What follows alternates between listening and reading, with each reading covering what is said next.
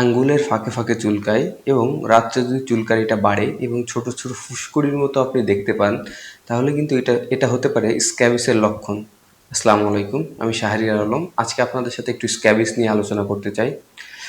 Scabies মূলত এক ধরনের মাইটস দ্বারা হয়ে থাকে, যেটার নাম ফিমেল সার্কোপ্টি স্ক্যাবি হোমিনিস, এবং এটা কিন্তু একটি সংক্রামক রোগ, অর্থাৎ এটা কিন্তু সহজে একজন থেকে আরেকজনের মধ্যে ছড়াতে পারে। আপনি যদি ইনফেক্টেড ব্যক্তির কাপড় ব্যবহার করে থাকেন, অথবা তোয়ালে অথবা বেডশিট অথবা বেড শেয়ার করে থাকেন, অথবা আপনি যদি স্কিন টু স্কিন কন্ট্যাক্টে আসেন, সেক্ষেত্রে কিন্তু স্ক্যাবিস ছড়ানোর সম্ভাবনা খুবই প্রবল। স্ক্যাবিসকে কিন্তু বাংলায় বলা হয়ে থাকে খোসপসরা।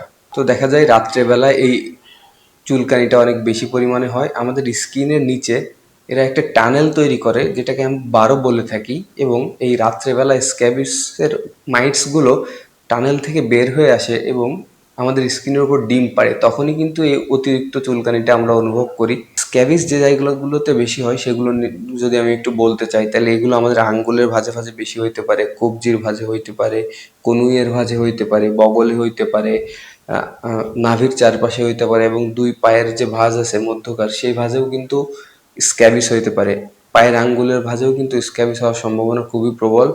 স্ক্যাবিস হলে অনেকে যেটা করেন, এই যে প্রচণ্ড চুলকানির কারণে আপনারা ওষুধের দোকান বা ফার্মেসি থেকে একটা অ্যান্টিহিস্টামিন বা চুলকানির ওষুধ কিনে খান। এটাতে কিন্তু কখনোই স্ক্যাবিস ভালো হবে না এবং মাইটসও মারা যাবে না। তো স্ক্যাবিসের যদি আপনার ট্রিটমেন্ট নিতে হয়, তাহলে কিন্তু আপনাকে এই মাইটসের বিরুদ্ধে ওষুধ নিতে হবে বা মেডিকেশন গ্রহণ করতে হবে। সেগুলোর যদি আমি কিছু নাম বলতে চাই, ক্রিম পাওয়া যায় 5% পারমিথ্রিন ক্রিম, অথবা 10% বেনজাইল বেনজয়েড বলেন, অথবা ক্রোটামিটন ক্রিম পাওয়া যায়, যেগুলো কিন্তু টিউবে থাকে, এবং এর একটা সুন্দর ব্যবহার বিধি আছে।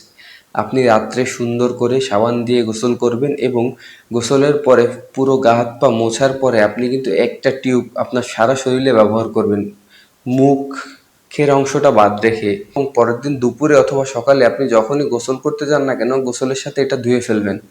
এবং এটা কিন্তু আপনার একার ট্রিটমেন্ট হবে না, আপনার উচিত হবে আপনার সাথে যারা আছে, আপনার ফ্যামিলি মেম্বার অথবা আপনার ফ্রেন্ডস, যদি আপনি মাদ্রাসা কিংবা হোস্টেলে থেকে থাকেন, তাদের সবার একসাথে ট্রিটমেন্ট নেওয়া।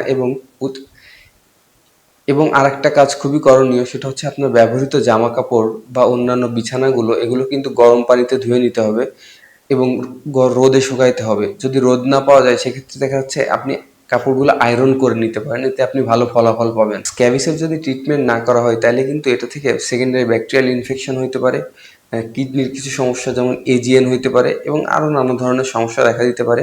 তাই ভয়ের কিছু নয়। যদি আপনি স্ক্যাবিসে আক্রান্ত হয়ে থাকেন, তাহলে একজন রেজিস্টার্ড চিকিৎসকের পরামর্শ নিন, এবং ট্রিটমেন্টের মাধ্যমে আপনি সুস্থ হয়ে যাবেন ইনশাল্লাহ। সবাই ভালো থাকবেন। এরপরে যদি কোনো বিষয় আপনাদের জানার থাকে, তাহলে কমেন্টে জানাতে পারেন। আমি চেষ্টা করব সহজভাবে উপস্থাপন করার জন্য। ধন্যবাদ। আসসালামু আলাইকুম।